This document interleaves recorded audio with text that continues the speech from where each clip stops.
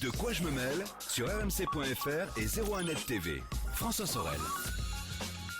Bonjour à tous, nous sommes le vendredi 2 novembre 2018 et c'est parti pour De quoi je me mêle, votre rendez-vous dédié à l'actu high-tech chaque week-end sur rmc.fr, la version audio. On salue tous ceux qui écoutent le podcast audio de quoi je me mêle et puis la version vidéo qui vous attend, vous le savez, sur 01nettv.com, mais aussi sur YouTube. Un De quoi je me mêle en raison du pont du 1er novembre, un petit peu plus court que d'habitude, mais malgré tout, on va être là pour nous intéresser à l'actualité tech de cette semaine. Et Eric Le Bourlou est là, bien sûr, le rédacteur en chef de 01net.com. Eric, bonjour. Bonjour.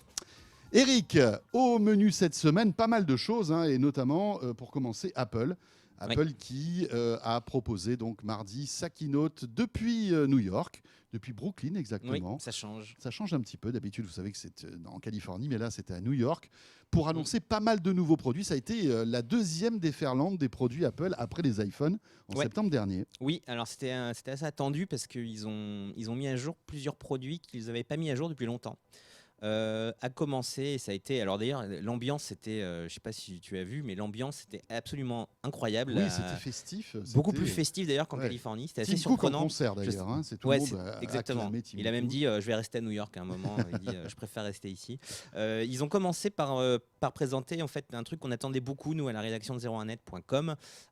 C'est le nouveau MacBook Air. Le nouveau MacBook Air qui est un peu le modèle d'entrée de gamme d'Apple sur les portables. Qui n'avait pas été renouvelé depuis des années. Depuis longtemps, ouais. Ça fait très longtemps que le MacBook Air n'avait pas vu une évolution de son design et on était toujours avec des écrans basse définition. Et là, voilà, il rénove le MacBook Air avec toujours un petit peu le même design affiné comme ça qui est plutôt sympa. Avec cette fois-ci un écran Retina, donc un écran à haute résolution, on va dire. Et les nouveaux ports USB type C, donc il n'y a plus d'USB type A, ça y est, c'est comme sur toutes les machines Apple. Des processeurs mis à jour évidemment, un plus grand trackpad, l'apparition de Touch ID qui est très pratique quand même pour pouvoir déverrouiller son ordinateur du doigt. Mais nous, on s'attendait à ce que Apple nous propose une machine un peu moins chère que ça, en fait. On est un peu déçus du prix. C'est vrai que le MacBook Air a toujours été un petit peu la machine d'entrée de gamme un peu chez Apple. D'entrée de gamme, voilà. Et puis, le MacBook Air était une machine aux alentours de 1 000 € au départ. Était une machine qui était on va dire, assez accessible. En tout cas, dans l'univers Apple, bien sûr. Pardon. Or, là, on se retrouve avec un MacBook Air qui vaut, en France en tout cas, la bagatelle de quand même 1 349 € pour la version de base. Oui, une version de base qui est un peu chiche en termes de stockage, je crois. Oui, puisque c'est 128 Go de stockage. Évidemment, c'est du SSD, mais 128 Go de stockage, c'est quand même pas beaucoup. Et puis la possibilité d'augmenter tout ça, enfin, je veux dire. Alors bien sûr, on peut augmenter tout ça, mais évidemment la facture, la facture est de plus en plus salée. Donc on est quand même assez loin nous, pour tout avouer, on s'attendait vraiment à une machine aux alentours de 1 000 €. Bon, alors aux États-Unis, ça passe un peu mieux parce qu'elle est à 1 199 $. Oui. Voilà, mais en France, on sent un petit peu le coup de bambou là après l'annonce de ce prix. C'est un petit peu dommage parce que effectivement, c'est effectivement le portable quand même qui va rester le moins cher d'Apple. C'est le portable ultime parce qu'à l'intérieur, donc on a du Core i5, on peut avoir beaucoup de mémoire vive, donc ça va booster la machine. Du SSD, elle est totalement complète, elle a un écran magnifique. Oui. Enfin, je veux dire, bon voilà, on est avec une machine qui peut rivaliser avec les MacBook Pro même d'entrée de gamme finalement. Oui, tout à fait, même si effectivement il se passe de certaines choses, par exemple alors par rapport à un MacBook Pro d'entrée de gamme, il n'y a pas de différence, mais il n'y a pas de touch bar. Et on va pas trop s'en plaindre. Quand on voit à quoi ça sert parfois. On va pas trop s'en plaindre, mais c'est vrai que oui, c'est une machine qui est assez versatile et qui effectivement peut suffire à la plupart des besoins des utilisateurs. Mais encore une fois, par rapport à la concurrence PC, elle est assez cher. Voilà. Elle est assez chère. Et si vous voulez un truc un peu confortable avec 256 Go, là, vous dépassez allègrement les 1 500 €. Ouais. Donc voilà. Donc sa première grosse nouveauté, le MacBook Air. Et- On va voir un peu comment il va se situer aussi par rapport au MacBook qui était sorti il y a 2 ans, je crois. Oui, il y a même 2 ou 3 ans peut-être. 2-3 ouais, ans, ouais. qui est on Qui va est, dire qui est encore plus le petit. portable ultra fin Qui est encore, d'Apple. qui fait que 12 pouces, alors que celui-là fait 13 pouces. Dont on pensait même qu'il allait tuer le MacBook Air, en fait. On pensait qu'il allait remplacer Ouais, totalement le mais MacBook non, Air. il reste au catalogue et il reste aussi la machine la plus compacte d'Apple puisqu'elle pèse moins d'1 kilo alors que celui-là pèse un peu plus d'1 kilo. Donc il reste au catalogue même si et d'ailleurs il est plus cher. Il est toujours plus cher. Il coûte à peu près 1450 € si je ne m'abuse en France. Mais il est beaucoup plus. Enfin, il tient dans un petit sac. Il est vraiment tout petit, mais beaucoup moins puissant avec une seule prise Thunderbolt. Bon, voilà, c'est une machine qui est effectivement. C'est plus une machine à écrire, on va dire, même si oui, c'est une machine à écrire très caricature. chère, mais une machine à écrire, ouais. Donc effectivement, il reste au catalogue et il est donc plus cher quand même que le MacBook Air. Les deuxièmes produits, et c'est ça qui est intéressant, on va peut-être parler de l'iPad. Qui était le gros morceau que tout le monde attendait, ça avait pas mal fuité aussi. Ça avait pas mal fuité, et c'est pour le coup un vrai changement, parce que le design de l'iPad a évolué au fil du temps, c'est vrai, mais là ils ont franchi un cap puisqu'ils s'inspirent clairement de ce qu'ils ont fait sur l'iPhone. Et ils proposent donc un iPad déjà plus fin qu'avant et qui est dont l'écran est bien plus bord à bord. Alors, je ne sais jamais trop comment on dit, bord à bord, borderless, edge to edge. Mais en tout cas, dont les bordures sont beaucoup plus fines. Donc, on a vraiment une sensation, quand on le voit, d'un gigantesque écran. Cet iPad Pro, donc, il va être proposé en 2 versions. Ouais, en 2 tailles. 2 tailles, 11 pouces et 12,9 pouces, si je ne m'abuse. Et donc ça fait quand même un sacré écran, 12,9 avec un encombrement réduit parce que bien sûr on a un écran plus grand dans une machine qui est plus petite finalement. Voilà. Ce qui est intéressant aussi, c'est qu'ils ont fait quelques petites updates ergonomiques. Il y a désormais Face ID. Il n'y a plus du coup, vu que c'est un écran quasiment borderless, il n'y a plus de bouton Home. Donc comme sur l'iPhone XS, on utilise Face ID et les gestes pour déverrouiller et changer d'application. Donc c'est vraiment très inspiré par ce qu'ils font sur smartphone et c'est plutôt un engin assez séduisant qui est livré effectivement en option avec un nouveau stylet qui est assez intéressant aussi puisqu'il est magnétique et qui se charge de façon magnétique à l'appareil, ce qui est plutôt malin. Oui, sur le bord supérieur en fait de l'iPad. Voilà. Reste à savoir si vraiment beaucoup de gens utilisent cette fonction. Apple parie sur les créatifs, un peu comme Microsoft, mais on a du mal à voir ça chez monsieur et madame tout le monde. Et puis il y a aussi un nouveau keyboard, un nouveau clavier qui s'inspire beaucoup de Surface pour pouvoir écrire avec facilement. Ce qui est intéressant en fait, c'est que ces produits qui sont pas non plus donnés, j'ai un problème de prix, je ne sais plus son prix. Je crois que ça commence à 899 ou 999. C'est pas donné. Pour une tablette, c'est assez cher. En plus, entre les dollars et les euros, c'est un peu compliqué. On va regarder. Mais ce sont des produits en tout cas qu'Apple, même s'ils sont estampillés pro, qu'Apple qualifie finalement de remplaçant pour PC. C'est pas la première fois qu'ils le disent, mais là ils ont bien insisté dessus durant toute la conférence, qu'il s'agissait vraiment de produits qui pouvaient remplacer un ordinateur. 899 € voilà. Pour le 11 pouces et 1119 pour le 12,9 pouces. Et là on est vraiment sur les configurations de base avec 64 Go. 64 Go, ce qui n'est pas énorme. De stockage, ce qui n'est pas énorme. Non, ce qui n'est pas énorme. Mais en tout cas, ils font des progrès sur iPad pour effectivement en faire un ordinateur qui peut éventuellement remplacer votre ordinateur à la maison, notamment parce qu'il y a une autre innovation dont je n'ai pas parlé sur l'iPad, c'est le support de l'USB type C. Apple abandonne la prise Lightning qui était utilisée depuis longtemps. Ça, c'est une petite révolution quand même. Oui, complètement. Et je pense que ça inaugure d'ailleurs l'abandon de la prise Lightning sur les futurs iPhones aussi, d'ailleurs. Et ce que ça permet de faire, au-delà du fait que c'est un changement de prix, ça va être plus pratique pour si vous avez déjà d'autres appareils.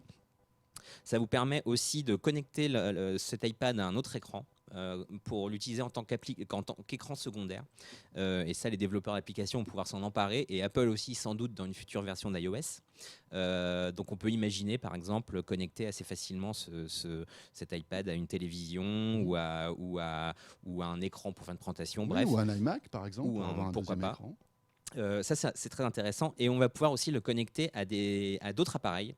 Vous pouvez par exemple imaginer le connecter à un appareil photo pour Oui. télécharger toutes les photos que vous avez sur votre appareil directement sur votre tablette. Donc ça rend cet appareil un peu plus pratique à utiliser, ça le rapproche un peu plus de l'ordinateur classique, et on va voir, et c'est assez intéressant, on va voir ce que Apple va pouvoir faire de toutes ces nouvelles fonctions. J'ajoute aussi que alors que sur le MacBook Air, ils n'ont pas du tout parlé de puissance. Là, ils n'ont pas arrêté de parler de la puissance incroyable de leur puce A12X Bionic, Voilà. qui est une version Boostée, en survitaminée, fait, boostaminée de celle de l'iPhone, de l'iPhone, ouais. et qu'ils ont clairement comparé aux PC actuels les plus puissants. Et ils disent carrément, on est plus puissant, cet iPad est plus puissant que 92%. Alors, je ne sais pas d'où ils trouvent ce chiffre et comment ils l'ont calculé, mais ça, on vérifiera dans nos tests de toute Il y façon. a toujours ces statistiques et ces chiffres un peu bizarres. Exactement. Chez Apple. Mais 92% des PC vendus cette année. Donc, d'après Apple, c'est un des PC, un des ordinateurs les plus puissants du marché, grâce à la puce A12 qui, on le sait, va sans doute remplacer toutes les puces Intel dans leurs machines dans les années à venir. Après, reste à savoir à qui s'adresse ce type d'appareil, parce que c'est vrai qu'Apple a vraiment appuyé sur la partie productivité. On voyait la retouche de photos, le fait de faire du graphisme, etc. Ouais, il y avait Photoshop qui était présenté d'ailleurs. Photoshop, effectivement. Alors, malgré tout, il y a eu une petite démo sur le jeu vidéo pour dire attendez, voilà, c'est pas que pour les pros. Si vous êtes fan de jeux vidéo, vous pouvez aussi vous offrir un iPad Pro. Donc, c'est presque un PC, c'est un PC tactile finalement, mais exactement. bon, En toujours fait, sur iOS. ce qui est intéressant quand même sur cette démo de jeu, c'est qu'ils voulaient montrer clairement les performances de leur GPU, qui est visiblement, et on l'a vu déjà sur le test de l'iPhone, extraordinaire. Là, on va pas. Effectivement, leur nouvelle puce A12 marque un gain de performance important. Et effectivement, en plus, sur cet iPad, visiblement, ils ont des performances GPU qui sont exceptionnelles. Et la démo qu'ils ont effectivement montrée lors de la conférence, qui est un jeu de basket très connu, de simulation de basket très connu. C'était NBA 2K, je crois. NBA 2K, exactement. Montre qu'effectivement, il y en a sous le capot. Sous le capot, ouais. Et qu'effectivement, cet iPad pourrait un jour peut-être devenir. Ils ont même comparé ça à une console de jeu actuelle type Xbox Xbox One S, pas Xbox One X mais One S. Donc ce qui voudrait dire que effectivement, c'est une machine de jeu idéale.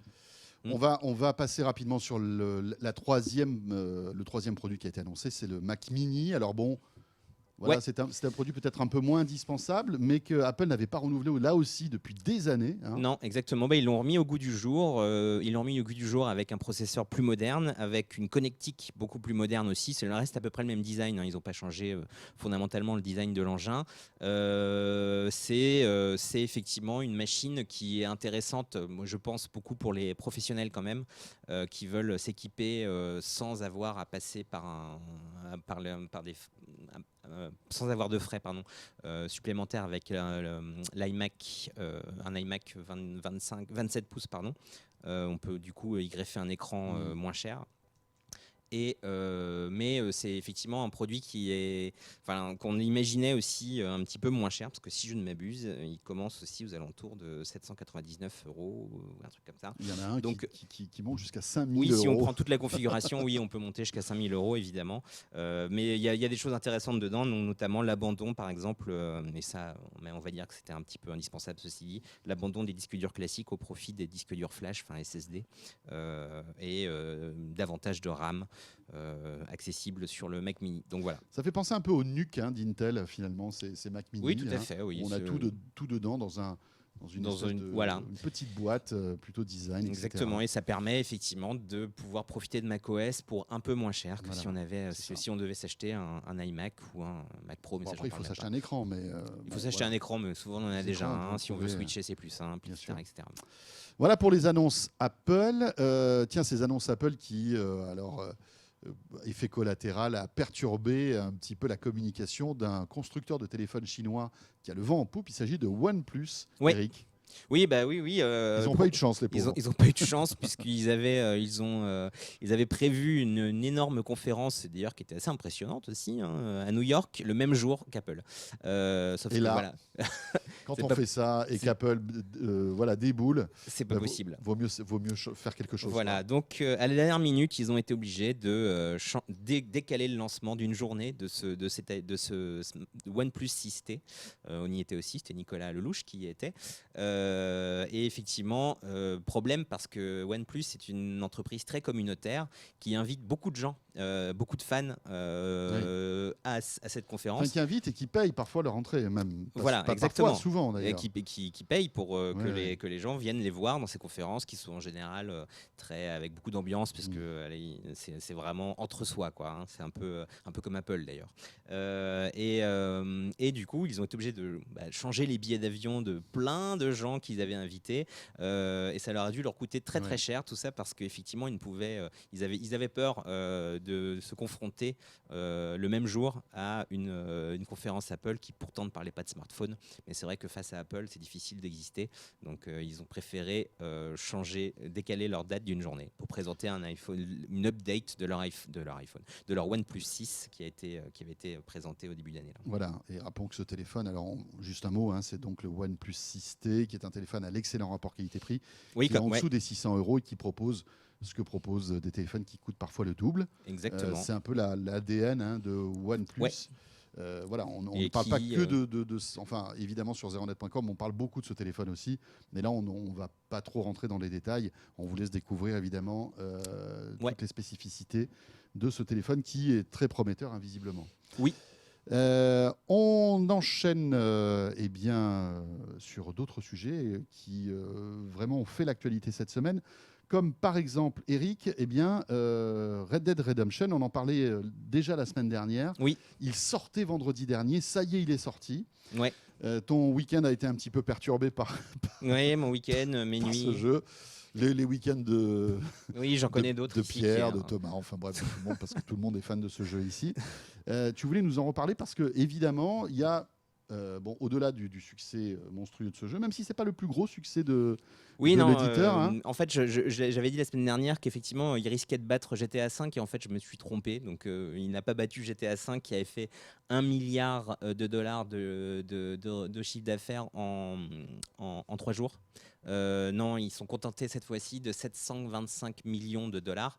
Mais ceci dit, voilà, il est probable que Rockstar soit déjà rentré dans ses frais avec ce lancement assez épique, puisque c'est juste le deuxième lancement le plus important d'un produit culturel de tous les temps. C'est-à-dire qu'il y a eu GTA V et maintenant il y a donc Red Dead Redemption 2 qui est un peu en dessous, mais qui quand même, c'est quand même des chiffres qui sont hallucinants, puisque même si vous comparez un Avengers Infinity War par exemple, Avengers Infinity War reçoit à peu près 640 millions de dollars sur un même week-end. Donc c'est beaucoup plus fort et il n'y a jamais eu a priori de blockbuster hollywoodien qui a eu autant de succès en 3 jours. Voilà, c'est vrai que c'est un succès incroyable d'un point de vue financier, évidemment. Bon, ça, ils ont mis 8 ans pour le faire, ils ont pris le temps de le faire, hein, le jeu. Et c'est aussi un succès critique. C'est assez intéressant de voir, là, tous les tests ont été publiés maintenant. Alors, les premiers tests étaient très dithyrambiques. Il y a même eu un 21 sur 20 quand même sur le jeu, qui est quand même assez exceptionnel. Oui, un 21 sur 20, c'est... Voilà. Enfin, moi, à l'école, j'en ai eu rarement, hein. Non, ouais, c'est difficile. C'est difficile. Mais c'est vrai qu'il y a la critique est de manière assez générale dithyrambique sur le jeu. Le site Metacritic qui recense un petit peu, une espèce de compilation de toutes les critiques. Voilà, lui met une note de 97 sur 100, ce qui le place dans le top 10 des plus grands jeux vidéo de tous les temps.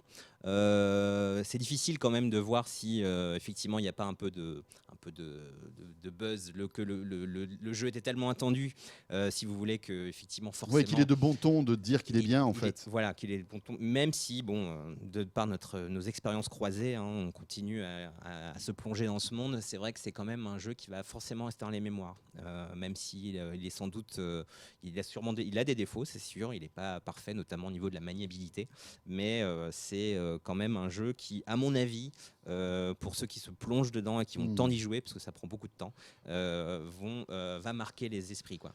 Voilà, un jeu qui est disponible sur PS4 et Xbox One et qui visiblement serait plus beau même sur la nouvelle Xbox One X. Oui, que sur la PlayStation. Alors, C'est ce qu'on dit. on veut faire ce test, en fait. Voilà. On veut vraiment le montrer un peu à blanc et faire un blind test pour voir s'il y a vraiment une différence. Parce Effectivement, que il la sera beauté en du 4K. jeu est très importante dans le Oui. concept. Il est effectivement en théorie en 4K native. C'est pas en théorie, il est en 4K native sur Xbox One X, et alors que la PS4 Pro n'est pas capable de faire de gérer de la 4K native, donc elle utilise des artifices pour pouvoir, on va dire, simuler la 4K. Mais par contre, effectivement, il est quand même plus fluide sur les consoles nouvelle génération, c'est-à-dire PS4 Pro et Xbox One X, que sur les consoles qui sont sorties déjà en 2013, que sont la PS4 classique et la Xbox One.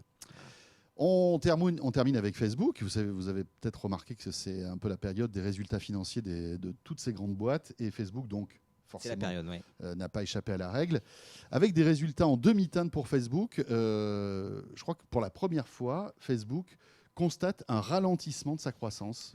Alors, bon, c'est effectivement un résultat du mi-temps. Quand on regarde les chiffres, à chaque fois, on se dit, bon, ça va pour Facebook quand même. Ou c'est comme les résultats d'Apple, quoi. C'est pas parce qu'ils ont vendu un petit peu moins d'iPhone qu'il faut les plaindre. Voilà. En tout cas, bon, ce qu'on peut juste dire quand même, c'est que Facebook, c'est quand même 2,3 milliards de personnes. Là, c'est les derniers chiffres qui ont été présentés à la conférence. 2,3 milliards de personnes dans le monde qui utilisent ces services tous les mois, et 2 milliards de personnes. Donc c'est quasiment, c'est pas un tiers de l'humanité, parce que maintenant on est un peu plus de 6 milliards quand même, on atteint les 7, mais quand même, c'est des chiffres qui sont complètement dingues. 2 milliards de personnes qui utilisent au moins un service de Facebook tous les jours.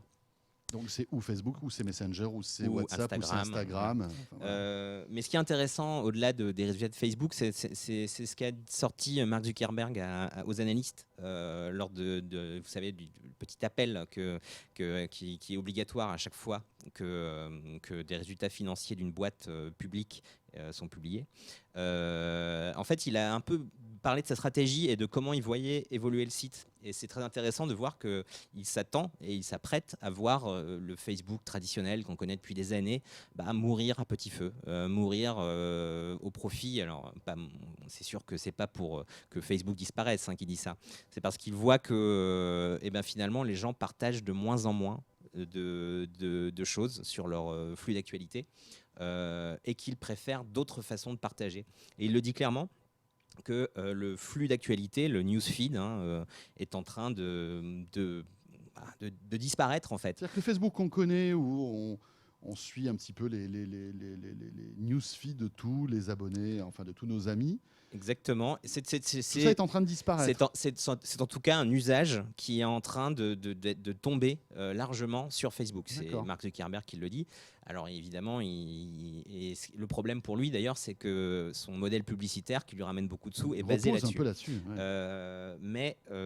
Mais il a évidemment quelques tours dans sa besace. Est-ce qu'il veut privilégier maintenant? On le sait, ce sont les posts éphémères, les stories qui cartonnent. Il y a, si je ne m'abuse, je ne vais pas me tromper, 1 milliard de stories qui sont publiées chaque jour sur les services Facebook. C'est aussi un chiffre assez impressionnant. Et donc, il dit clairement que Mark Zuckerberg, que les gens se sentent plus confortables de poster comme ça des contenus éphémères, au passage qu'ils ont complètement shippé à Snapchat, sur leur plateforme, et que sur Instagram ça cartonne, sur WhatsApp ça marche très bien, et que ça commence maintenant, alors que c'est vrai que c'était une fonction qui a été lancée déjà il y a quelques mois, ou même voire même un an, et qui n'a jamais décollé. Il voit des signes qui montrent que ça commence à décoller aussi sur Facebook, le site principal. L'autre chose qu'il dit et qui montre aussi que Facebook est en train le Facebook classique est en train de mourir, c'est qu'il dit que maintenant les gens préfèrent partager de façon privée, c'est-à-dire non seulement par des stories éphémères, mais sur les messageries. C'est-à-dire que le partage, vous savez, maintenant il y a tous les groupes WhatsApp, vous partagez avec un nombre plus petit de personnes, et que c'est vers là maintenant qu'ils veulent aller pour, dans leur stratégie notamment publicitaire, pour pouvoir taper les gens de façon différente et que effectivement maintenant on n'a plus envie forcément de poster à tout vent un contenu sur Facebook et qu'on préfère partager en plus petit comité. Et c'est très intéressant de voir que finalement ce réseau social va devoir muer assez rapidement parce que il est en train de changer. Enfin, l'usage des gens est en train d'être bouleversé peut-être par les différents aussi scandales qui ont eu lieu tout au long de ces dernières années. On a parlé beaucoup. Il y en a un qui, ça sera le mot de la fin d'ailleurs de ce club de la presse IT, qui a été révélé par Vice. Oui, c'est très drôle. Enfin, très drôle, non, c'est pas drôle, mais moi, ça m'a fait quand même un peu rire. Ouais. C'est étonnant en tout cas. Oui, Facebook, tu sais que Facebook a été quand même un petit peu ennuyé lors de l'élection de 2016 de Donald Trump parce qu'on a dit que le newsfeed justement avait été un petit peu manipulé par des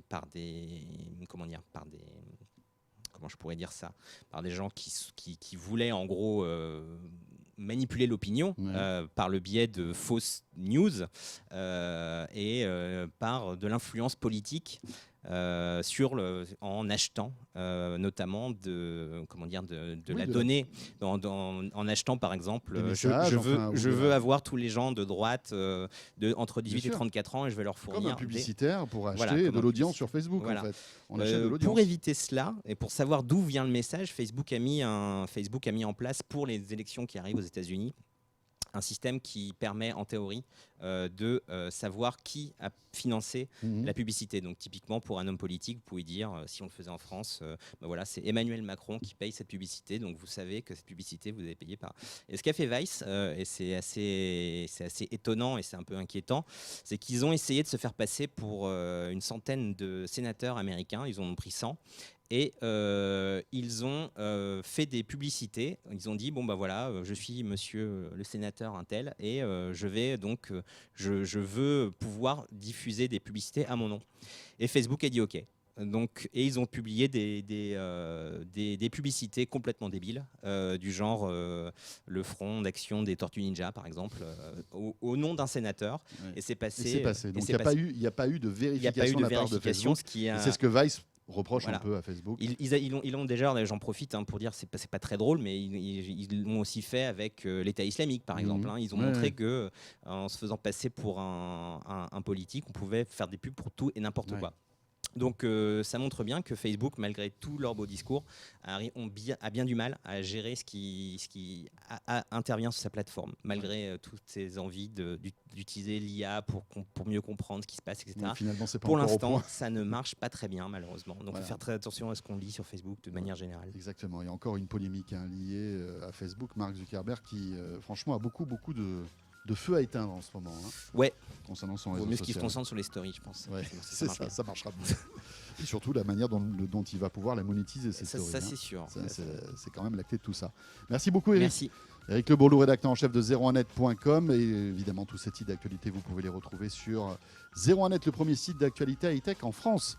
Ce de quoi je me mêle est terminé. On voulait malgré tout être là, je vous l'ai dit tout à l'heure, pour ce pont du 1er novembre. Merci de nous avoir suivis. N'hésitez pas à réagir avec le hashtag DQJMM sur Twitter ou bien sur la page Facebook de quoi je me mêle. À très vite, on se retrouve le week-end prochain. De quoi je me mêle sur rmc.fr et 01net TV.